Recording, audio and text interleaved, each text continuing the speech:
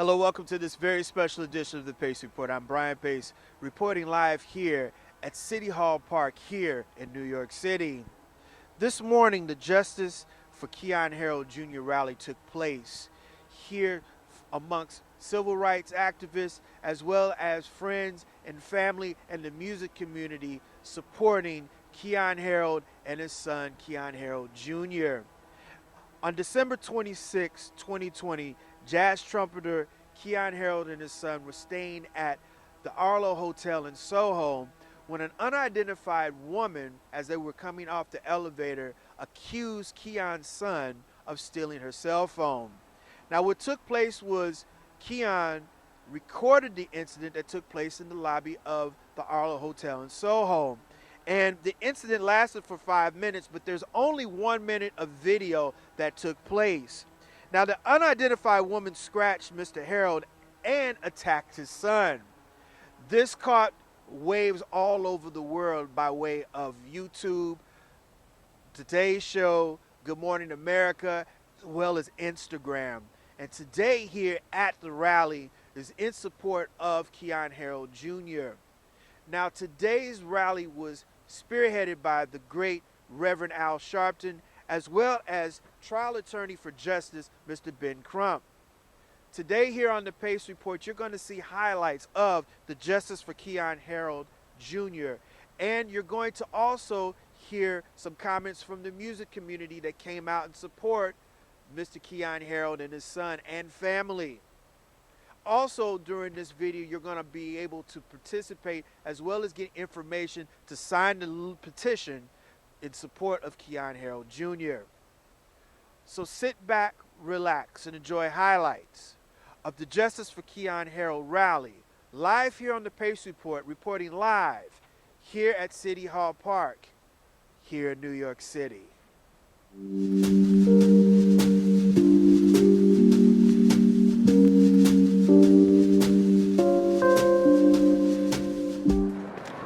I'm Attorney Ben Crump, along with Attorney Paul Napoli, and Attorney Craig Bimlister, and Attorney Sherrod Azuai. We have the honor of representing a great family, a great family. Kat Rodriguez, the mother of Keyon Harrold Jr., and Keyon Harrold Sr., the father of his 14-year-old son who was on that video being assaulted and battered. And I'm honored to have my mentor here, one of the greatest civil rights, human rights advocate that America has produced, based right here in New York, who didn't hesitate to answer the bell when I told him about this matter and so many others, the Reverend Al Sharpton. You know, I flew in from Columbus, Ohio, talking about irony, where Andre Hill, an unarmed black man holding a cell phone, was shot as he walked out of the garage by a white police officer who racially profiled him. And it's interesting, Keyon, that I left fighting for that family to come and join you and Kat and fighting against racial profiling of you and your son being falsely accused based on racial profiling over a cell phone. And so, as I came, Reverend Al, my 8-year-old daughter, who happens to be named Brooklyn, asked me, Daddy, why do you have to leave the day after Christmas? And I told my daughter, unfortunately, police brutality and implicit bias don't seem to take a break, even for Christmas. When you think about Andre Hill, was unnecessarily and unjustifiably and senselessly executed by the police a couple of days before Christmas. And then only the day after Christmas, this Soho Karen then falsely accuses this 14-year-old young black child of stealing her cell phone. And we know her cell phone was returned by her therefore Uber driver. And so we know it was patently false. This accusation, this rank accusation against this young black boy. And people sometimes say, Reverend Al, well, he didn't get killed, so why is everybody making such a big deal out of this? It is important that we put on the record that the racial profiling that Keyon Harrold documented on that cell phone video, if not held accountable, leads to the racial profiling of Andre Hill being killed. It leads to the racial profiling of Ahmaud Arbery for jogging while black being killed. It leads to the racial profiling of 17-year-old Trayvon Martin walking home with a bag of Skittles and a can of iced tea being killed. It leads to the racial profiling of 12-year-old Tamir Rice playing in the playground in Cleveland, Ohio, being killed. It leads to the racial profiling of so many of our brothers and sisters being falsely accused and losing their life and their liberty for decades in prison. I mean, there are thousands of black men in prison because they were racially profiled and falsely accused. So this has larger implications. I mean, it was Emmett Till who was falsely accused and racially profiled that led to him being lynched. And so it is a larger conversation that has a larger impact on society. And if we don't hold this person accountable to show that there's not a double standard in America, that we can't have these two justice systems in America, one for black America and one for white America. Because we know without a shadow of a doubt, Reverend Al, if Keyon, if the roles would have been reversed, and you had a black adult tackle a white teenager and falsely accuse that white teenager of taking the cell phone, we know that he would have been arrested for assault and battery.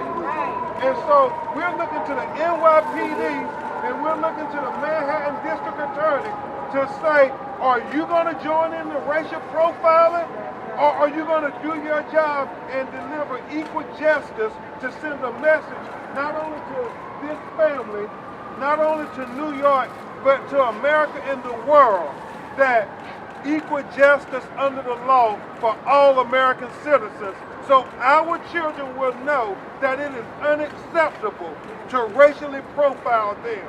And if you do it, that there are going to be consequences. Because wasn't it in Central, at Times Square with Central Park here in New York where we saw a black man be racially profiled, and thank God that we have video cameras. Can you imagine what the narrative would have been if Keyon Harrold had not videoed the incident on his cell phone? Just ponder that for a second, what the narrative would have been. Because we understand that this person already, Attorney Craig, is trying to allege that she was assaulted by Keyon. Now think about that. She is enraged. She's coming at this young man, his son, his cub, who she's never met before in his life, making these wild accusations. I mean, clawing, tackling him. See, you only saw the video that Keyon was able to capture on his cell phone. But we know that the hotel surveillance video has it all. And you see his son being attacked by this woman. You see him being attacked by this woman. They didn't attack her. She attacked them. And all he was doing was trying to protect his cub, as any good parent would have done. And I'm sure you all saw the interview, the only interview that his parents allow him to speak and will allow him to speak, where he said, I don't know what would have happened if my father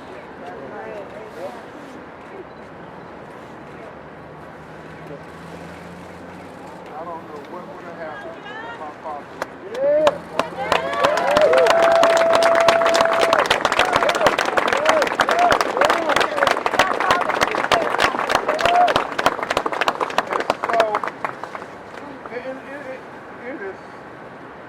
I get a little choked up, and I'm sure many people of color get choked up, because so often black men get stereotyped as not being there for our children.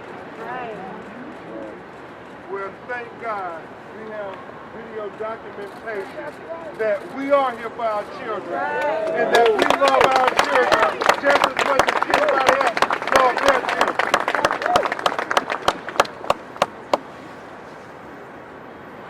You're going to hear from his mother, and his father is going to present to you in a way that he most comfortably communicates with the world.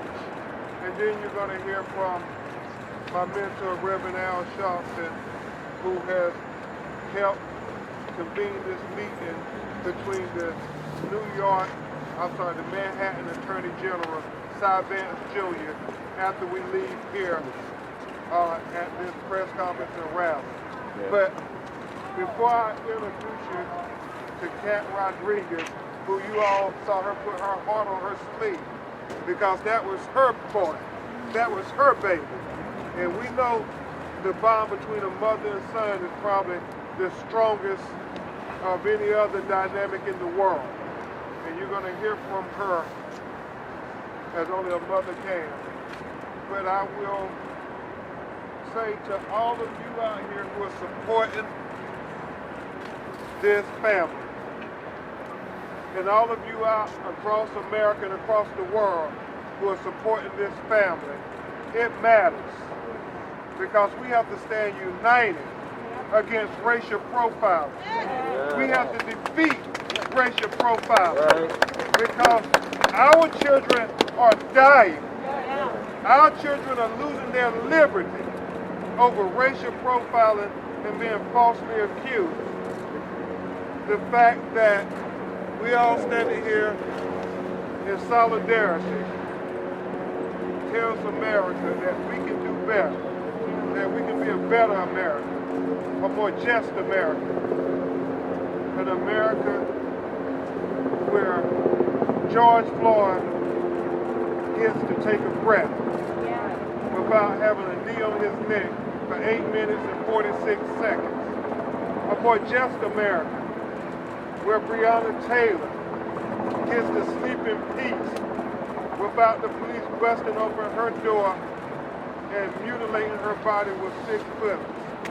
A more just America where Ahmaud Arbery gets to jog and run in peace and not be lynched for jogging while black. A more just America where Andre Hill gets to walk out holding a cell phone to engage the police and not be mutilated with multiple bullets and not be given any medical assistance while he's on the ground dying, and there are dozens of police all around. And where Keyon Harrold Jr., at 14 years old, can come down off the elevator into the hotel lobby of the Arlo Soho Hotel located here in New York City and not be attacked by a woman accusing him of a crime and then having to ask his mother, why me, mama? Why me? We can do better, America. We must do better. In lieu of what's happening right here, there's an investigation, a civil rights investigation that you're starting. Why is this very important to this case? It's very important because the racial profiling that was documented by Keyon Harrold of his son, his 14-year-old son being racially profiled and falsely accused by this Karen, if we don't hold people accountable in matters like this, it leads to black men specifically being falsely accused based on racial profiles, losing their life and their liberty, spending years and decades in prison, or worse yet, being killed like Andre Hill in Columbus, Ohio for holding a cell phone video. That's what this is about. Do you think after all of this, I mean, this has been a crazy year, do you think that people are still going to learn from this? Well, you know, it has been 400 years they've been racially profiling and killing black people. And so I believe it's going to take a Herculean effort to overcome that history of systematic racism and oppression. While the rest of America is dealing with the COVID-19 pandemic, we in black America are not only dealing with the COVID-19 pandemic, but we're also dealing with the 1619 pandemic, which represents the first year enslaved Africans were brought to America. And for 401 years, we have been fighting against this racism and oppression. And we're going to continue to do it because our children's lives matter and black lives matter. Thank you. First and most of all, I want to thank God because this incident could have ended very differently. We have seen this end very differently. I pray for the mothers and fathers that have lost their sons to racial injustice. I cannot begin to imagine how you feel because I know how I feel right now. And I'm overwhelmed and in a lot of pain. So I can't even begin to imagine your daily struggle to fight, even though these injustices happen daily. I am a teacher whose mission for the last 5 years have been building bridges in our communities. I love and care for all of my students, no matter the color of their skin. And they can attest to that. When incidents like this arise in the classroom, I hear everyone's side of the story. I'm an example for that. It breaks my heart that this is happening to our son. This incident could have been avoided in so many ways. The hotel manager, management, and security had plenty of time to de-escalate the situation before the lady had a chance to assault our son. When the manager, Chad Nathan, asked my son for his phone, he empowered that woman to assault my son and is equally to blame for this injustice. Right. He chose to try and prove that he was innocent instead of using his hospitality tools and asking our 14-year-old son his side of the story. And giving him the side and giving him the benefit of doubt and the same respect that we should all get. Innocent until proven guilty. After the hotel helped the lady retrieve her phone, they did not have a security ask her to wait for the police, which they said they called as per their statement, which you have seen. She was allowed to leave the premises with no repercussions for assaulting our son. If the shoe was on the other foot and this was a black woman, Preach. or a man who assaulted a white child, which I would never condone, do you think she or he would have been allowed to leave the establishment? No. Do you think that the police would be asking my son to do a lineup?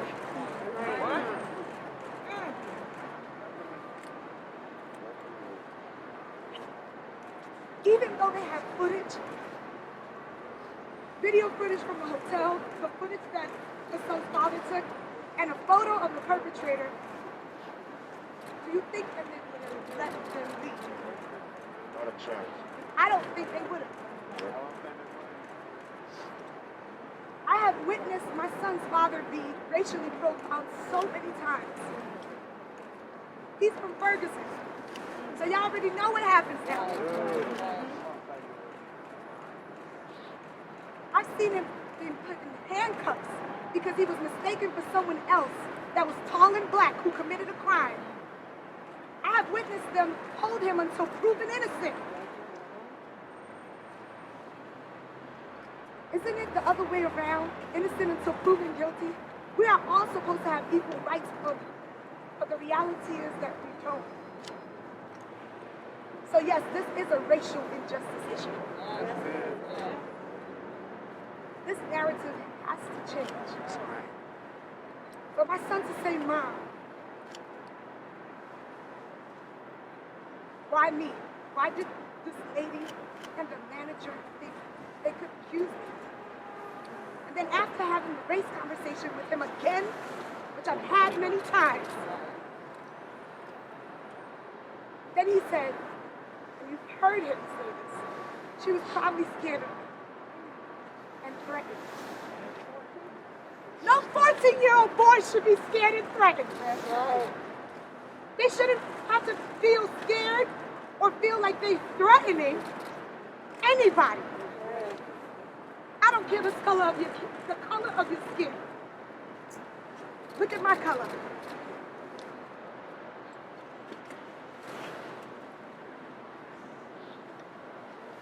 My son should not have to be subjected to any more trauma. He will not be doing that lineup. Especially by the people that have sworn an oath to protect us all. Unfortunately, time and time again, our justice system has proven to protect the rights of brown, has proven not to protect, the rights of brown and black people. All that we are asking is for the police to do the right thing. Find this woman, which we all have seen, for the DA to do the right thing, to charge this woman with assault of a minor, with assault to my son's father, because she scratched him as he was trying to protect our son.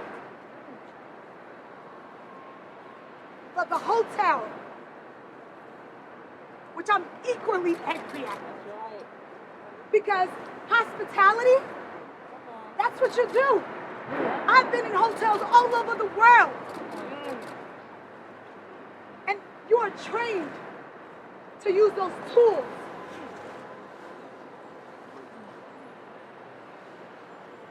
I called the hotel right after it happened, and I gave them a chance to make it right. And they did it. That's right. They did it. You know when they made it right? When my tribe, my community, That's right. they went on their site when people they didn't expect spoke up. They didn't know who they were messing with. That's right.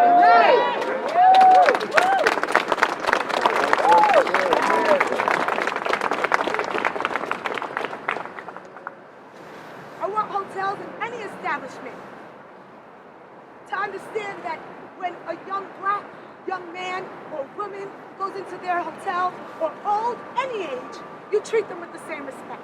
Right.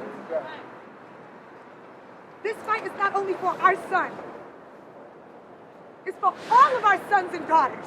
Yes. All of them.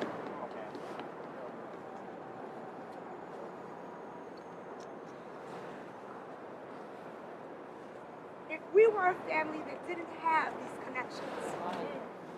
Because I come from a one-bedroom apartment, welfare, okay? If I was a maid, this story wouldn't have hit the news. What about those people? That's right. What about those people that don't get to get heard? What about them? So I want to thank our tribe and our community. Thank you so much for all of my friends and family. But I want to ask you to please help us demand justice for my son, for our sons and daughters, for Keyon Sr., who we're forgetting that he also got attacked by this woman. That's right. Yeah. That's right. My family, thankful, this is my family. We are all very different and very much the same. We love each other so much, and we're there for him. I just demand justice. That's it. Is it that hard? No. It's not. But the problem is that we're working for change and we're fighting every day. So please help us bring justice, not only for my son, but for all of the sons and daughters that do not get their story heard. Thank you for being here. Thank you.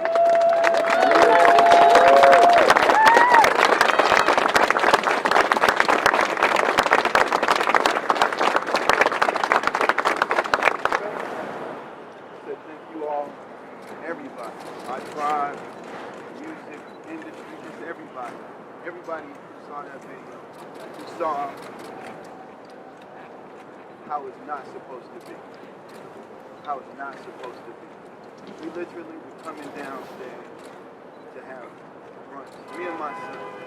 And I asked you all, and I think about this all the time. My brother Emmanuel called me and said, Keith, what if you weren't with him? I mean, I'm not a small guy. And literally, you guys saw what happened. I don't have to speak on it. Cat spoke a lot. Attorney Trump spoke a lot. But you all can imagine, because we've seen it happen time and time again.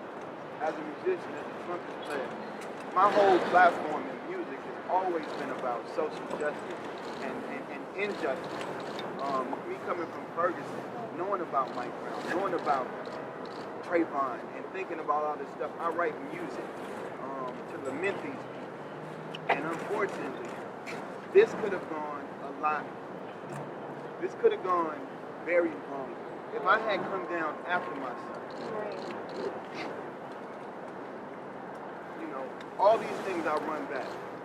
If I had come down after. And my question to the hotel, this has nothing to do with the person on the video. Because she's on the video, everybody sees how not to act, how not to react, and how not to prejudge somebody, and you don't even know them. You know, my son was proven guilty before Chad could have asked. He could have taken the time to simply ask. But no, he wanted to demand that my son give up his property that I bought him. Right. As a father. As a father. This is what we do as a father. This is not even hero stuff. This is stuff that we do. You know, this is what any loving father would do. Any loving father would protect their child at all costs. Amen. At all costs.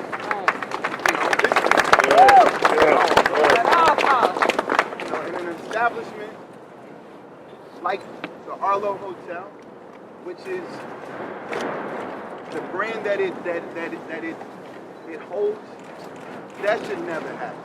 That I walk downstairs and be attacked by somebody. It should never happen. The protocol, I don't know what the protocol was, whatever the bylines of what their protocol is, was not followed. Because we were attacked. And they had time. They had so much time to normalize that situation. Security and Chad did nothing. They did nothing. And my son and I, man, my son,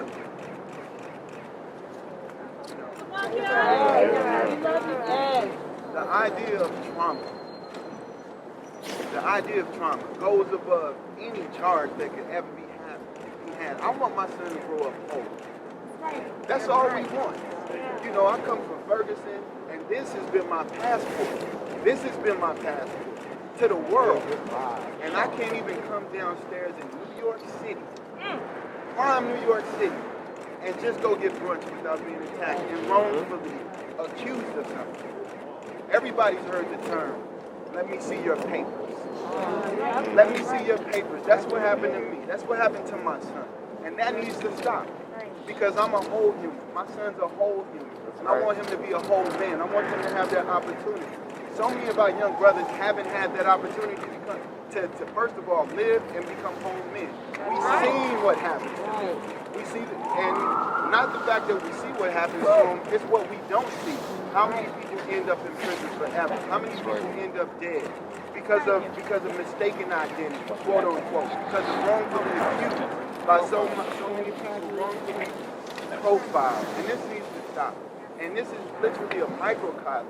If I wasn't who I was, thank God that He's given me the fortitude to do what I do on a high level, and I'm blessed in that way. This wouldn't even be an issue. The hotel played it down. The officers that I spoke to, they played it down. That's the reason why I posted the video, to show that this injustice, to show that this ridiculous treatment of people needs to stop. It just needs to stop. But, you know, I've talked way too long, and we've been talking for the last couple of days. This is what I do. You know, and this is what I do to take care of my family. This is what I do to take care of my son, to put him in position, to bring him to places where he doesn't have to and shouldn't have to deal with injustice and shouldn't have to deal with being profiled.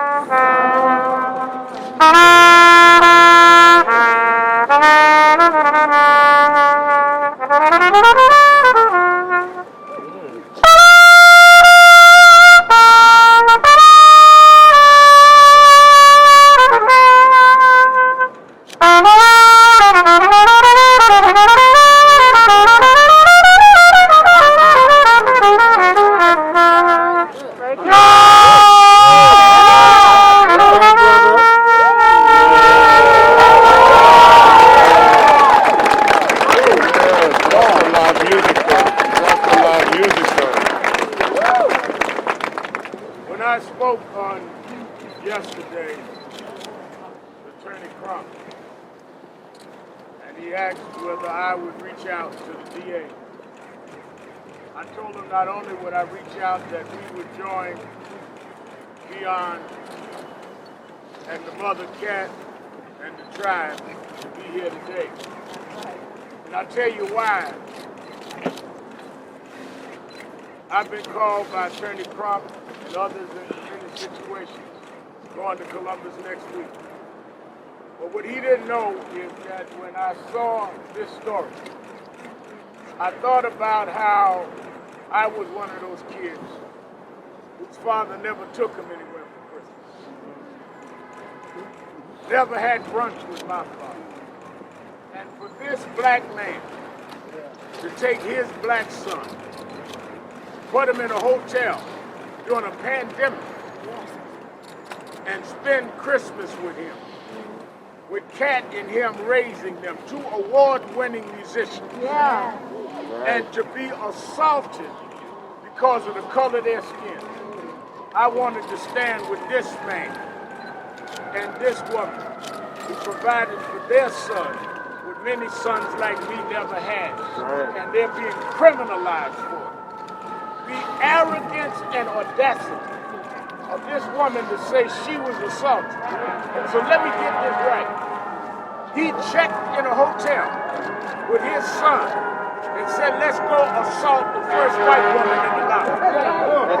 What would have been the motive for him to assault her? She was the one that apparently misplaced herself.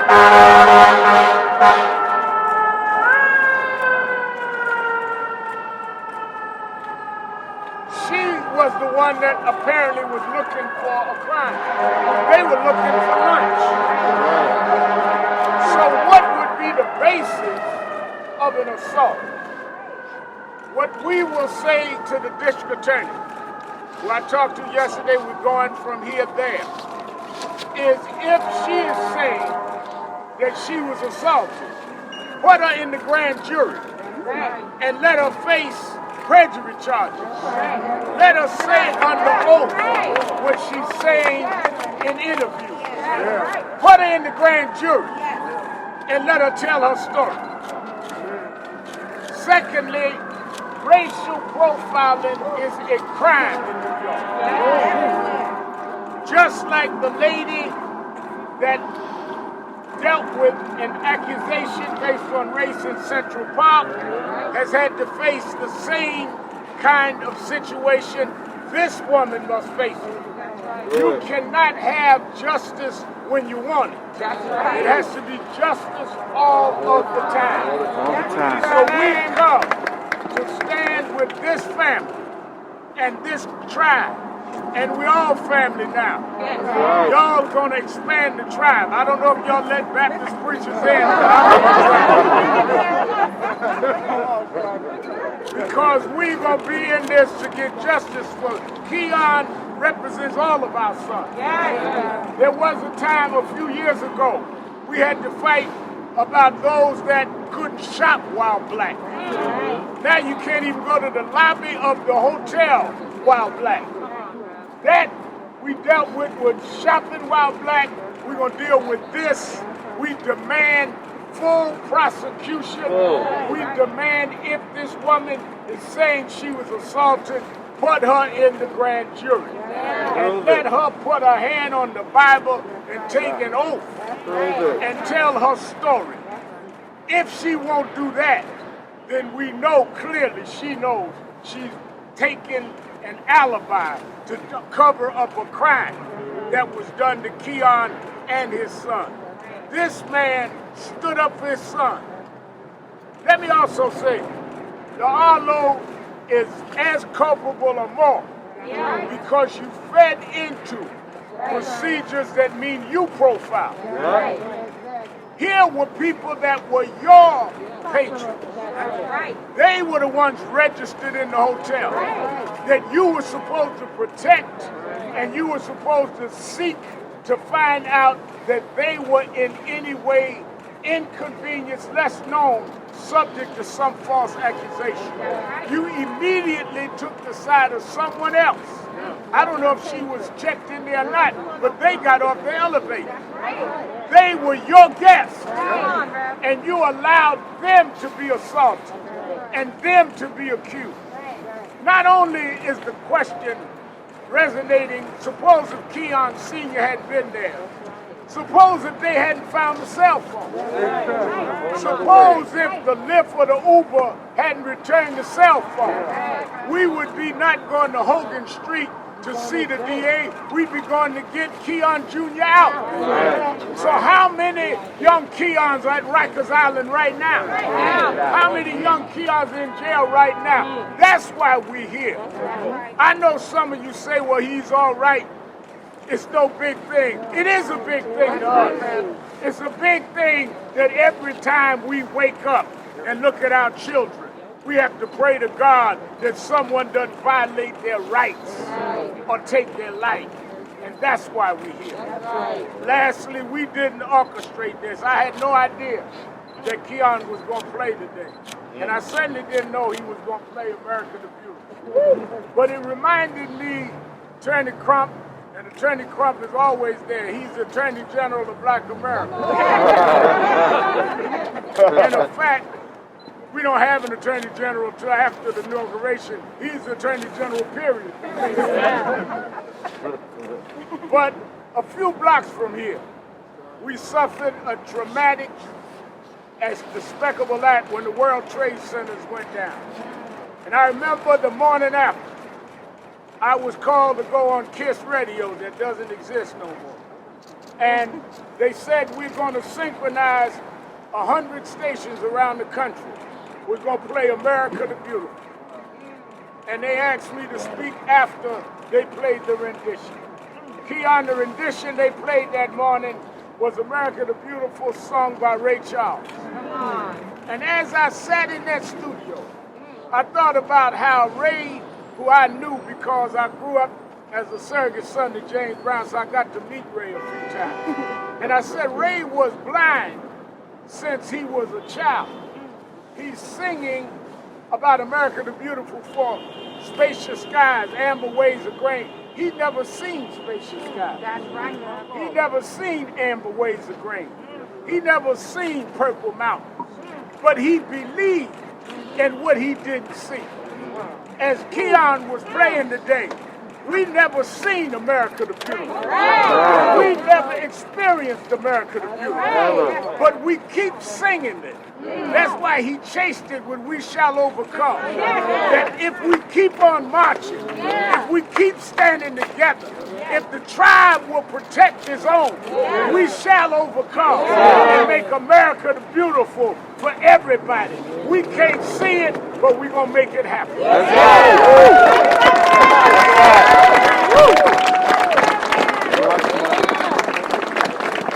So for real, man, it's such a great musician, and because me and my man DJ Logic, you know, we both play with him. We play with him at the Newport Jazz Festival. Yep, Project Logic. Yeah. Project Logic. His Yeah. band, man, Yeah. and it's just, I mean, the part of it is that for multiple generations of this shit. You know what I mean? We put up with this shit, the disrespect, the assumption of guilt. Like, we see this shit over and over and over again, and we've all gone through it. So to see it, this is not 1920, this is 2020, right?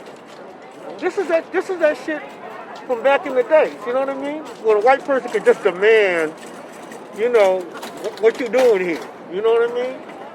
You know, Logic and Vernon, I gotta ask you this. This is kind of crazy. You know, with all of this Black Lives Matter that we've been dealing with all in 2020, do you think people are still getting the narrative, and what are we going to have to do to change this narrative? Well, man, you know, part of the problem with this is, you know, they used to sell tickets to lynching. See, when you think about lynching, right, you think about an angry mob grabbing somebody up. This was an entertainment. And part of the aspect of white supremacy is the ability to do these kind of things and face no repercussions. That's the whole point of it, right? Mm-hmm. So what happened to those people? They brought their little kids to see people being lynched. Those little kids were traumatized. What happened to them? Like, why do we act as if that impulse has vanished? Right? It's somebody's got a whip in their attic. Somebody's got that shit. It's still here. You know what I mean? And so this thing, we have to. It's gonna take such a just to break down this nonsense, the assumption that, oh, you know what you're doing here. You can't walk up to a white person and do that shit. Right. They will be confused what you're talking about. That's right. If we walk up to a white person, it's almost like we're conditioned to have to start and justify ourselves. We have to justify a goddamn thing. Imagine going to a white child. It's crazy. That's It's right. crazy. A That's child. Yeah. You know, when Rodney King was exposed to the world through the video cameras, and the media classified it as a high-tech lynching. This is kind of a mini-scaled version through the cell phone in 2020. But this is without the police brutality. This is from a person who didn't know this man from Adam, Right. and she still made these false accusations. Right. This is a visual high-tech lynching. Well, you know what? Here's the thing. I want to say this about that. Lynching. Think about the people, the terror that they were under, the horror of it. You know, think about Billie Holiday. Billie Holiday, her career was destroyed. Right. Make no mistake about it, right? Harry J. Anslinger, who is the architect of the war on drugs. He's a real architect. Right. You know what I mean? Of the narrative about drugs as black mythology. Everybody talks about J. Edgar Hoover, Harry Anslinger. People don't know that name. Harry Anslinger did his thing from, say, the 1930s. He lasted until the Kennedy administration. Real facts. And when Billie Holiday started talking about southern trees bear strange fruit, she went too far with that shit. Right? So this is the kind of thing that goes on generation to generation. And it's about time to break this stuff down. It's about time. You know what? Keyon Harrold is the nicest. I mean, Facts. Keyon. Facts. Yeah. Facts. I mean, this is a sort. I mean, this cat. I mean, I know some alpha male dudes. You know what I mean? That's like, you know what I mean? Like, they call. Right. I mean, both of them are both amazing human beings. Yeah, Cat you know? and yeah. Cat, you know, and Keyon Jr., Keyon Sr., they're both amazing people. And it should have never happened to them, period. No parent should have ever had to deal with something like that. And no child should have never had to deal with something like that. That trauma. and then DJ Logic from the Bronx, he's been caught up. You know, they just come in the suite. Yeah. And everybody up against the wall. He's been put up on the suite. Yeah, I've been put up against the wall, just hanging, you know, with my friends, and that to me was racial profiling, you know, and I couldn't be able to hang out and talk to my friends, you know, so that, we all experience something, and it's something terrible, and it's something, you don't want no one to experience, and this is something, we out here like solidarity for our boy Keyon and his family as well. You know what? I'm gonna say something. I saw something while this was happening, while the press conference was happening. There's a dude was doing videotaping for a network, and it was PIX.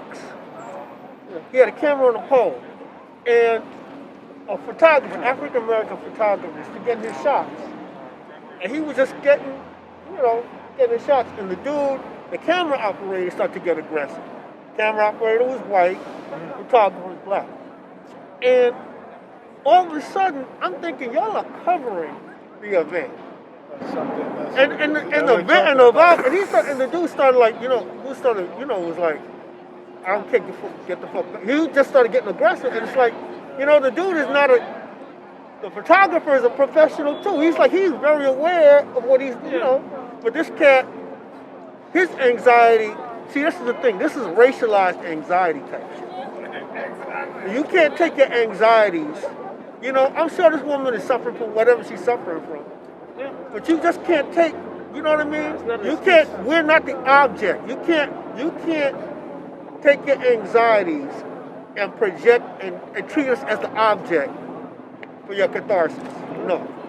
No. Get the help you need. Right. But don't take that shit out on us. Right. Half of this shit that goes on out here is about that. You depressed, you mess up, you see a black person, oh, this is your outlet. We're sick of this shit. We're sick of being the outlet for this nonsense. Like you said, there's no repercussions, so. That'll do it again for another edition of the Pace Report, reporting live here at City Hall Park here in New York City for the Justice for Keyon Harrold Jr. rally. I'd like to personally thank Mr. Keyon Harrold as well as Cat Rodriguez, also the legendary, the Reverend Al Sharpton, as well as Mr. Ben Crump, also the music community that came out here to support the Justice for Keyon Harrold Jr. rally. I'd like to personally thank DJ Logic as well as the legendary Vernon Reed for their time and their comments. People, please go out and support Keyon Harrold Jr. by signing the petition. You can sign the petition by going to Keyon Harrold's Facebook page at facebook.com, Keyon Harrold Music, as well as his website, KeyonHarrold.com. Also, you can visit Ben Crump's website, where there's also an attachment on the website at act.bencrump.com/Keyon-Harrold.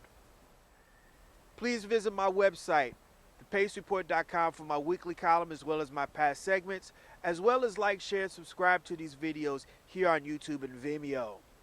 Until next time, remember, if it's in the groove, it'll make you move.